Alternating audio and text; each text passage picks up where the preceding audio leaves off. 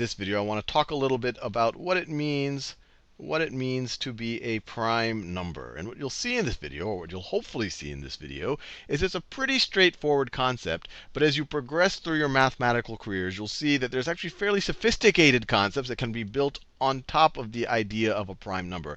And that includes the idea of cryptography, and maybe some of the encryption that your computer uses right now could be based on prime numbers. If you don't know what encryption means, don't have to worry about it right now. Just need to know that prime numbers are pretty important. So I'll give you a definition, and the definition might be a little confusing, but when we see it with examples, it should hopefully be pretty straightforward. So a number is prime if it is a natural number, and a natural number, once again, just as an example, these are like the numbers 1, 2, 3. So essentially the counting numbers starting at 1, or you could say the positive integers. It is a natural number divisible by exactly two numbers, or two other natural numbers. Actually, I shouldn't say two other. I should say two natural numbers. So it's not two other natural numbers, divisible by exactly two natural numbers. One of those numbers is itself, and the other one is 1.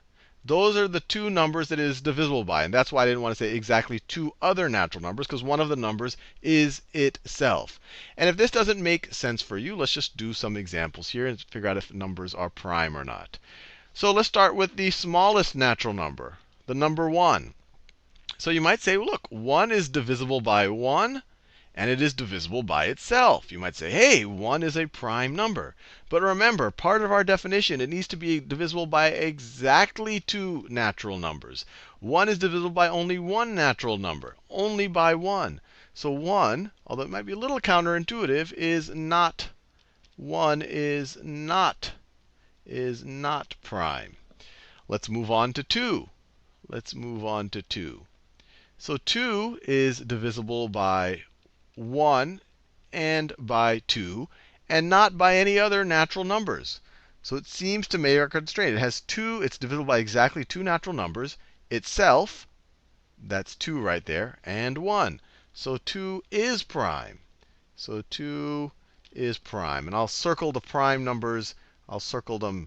Well, actually, let me do it in a different color, since I already used that color for the, well, I'll just circle them. I'll circle the numbers that are prime.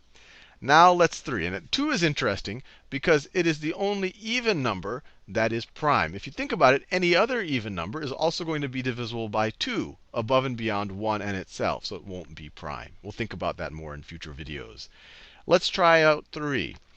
Well, 3 is definitely divisible by 1 and 3. And it's really not divisible by anything in between. It's not divisible by 2. So 3 is also a prime number. Let's try 4. And I'll switch to another color here. Let's try 4. Well, 4 is definitely divisible by 1 and 4. But it's also divisible by 2. 2 times 2 is 4. It's also divisible by 2. So it actually has, it's divisible by 3 natural numbers, 1, 2, and 4. So it does not meet our constraint for being prime. Let's try out 5. So 5 is definitely divisible by 1. It's not divisible by 2. It's not divisible by 3. It's not divisible by 4. Exactly divisible by 4. You could divide them into it, but you would get a remainder. But it is exactly divisible by 5, obviously. So once again, it's divisible by exactly two natural numbers, 1 and 5. So once again, 5 is prime. Let's keep going, just so that we see if there's any kind of a pattern here. And then maybe I'll try a really hard one that tends to trip people up. So let's try the number 6. It is divisible by 1. It is divisible by 2. It is divisible by 3. Not 4 or 5, but it is divisible by 6. So it has 4 natural number factors, I guess you could say it that way. And so it does not have exactly two numbers that it is divisible by. It has 4. So it is not prime. Let's move on to 7. 7 is divisible by 1. Not 2, not 3, not 4, not 5, not 6, but it's also divisible by 7. So 7 is prime. I think you get the general idea here. How many natural numbers, numbers like 1, 2, 3, 4, 5, the numbers that you learned when you were 2 years old, not including 0, not including negative numbers, not including fractions and irrational numbers and decimals and all the rest, just regular counting positive numbers. If you have only 2 of them, if you're only divisible by yourself and 1, then you are prime. And the way I think about it, if we don't think about the special case of 1, prime numbers are kind of these building blocks of numbers, that you can't break them down anymore. They're almost like the atoms. If you think about what an atom is, or what people thought atoms were when they thought it was kind of the thing that you couldn't divide anymore. We now know that you could divide atoms, and actually if you do, you might create a nuclear explosion.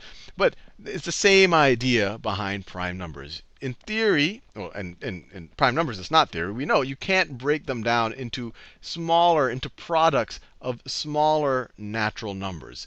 Things like 6, you could say, hey, 6 is 2 times 3. You can break it down. And notice, we can break it down as a product of prime numbers. We've kind of broken it down into its parts. 7, you can't break it down anymore. All you can say is that 7 is equal to 1 times 7. And in that case, you really haven't broken it down much. You just have the 7 there again. 6, you can actually break it down. 4, you can actually break it down as 2 times 2. Now, with that out of the way, let's think about some larger numbers and think about whether those larger numbers are prime. So let's try 16. So clearly, any number is divisible by 1 and itself. So any number, any natural number you put up here is going to be divisible by 1 and 16. So you're always going to start with 2. So if you can find anything else that goes into this, then you know you're not prime. And 16, you could have 2 times 8. You can have 4 times 4. So it's got a ton of factors here above and beyond just the 1 and 16. So 16 is not prime. What about 17?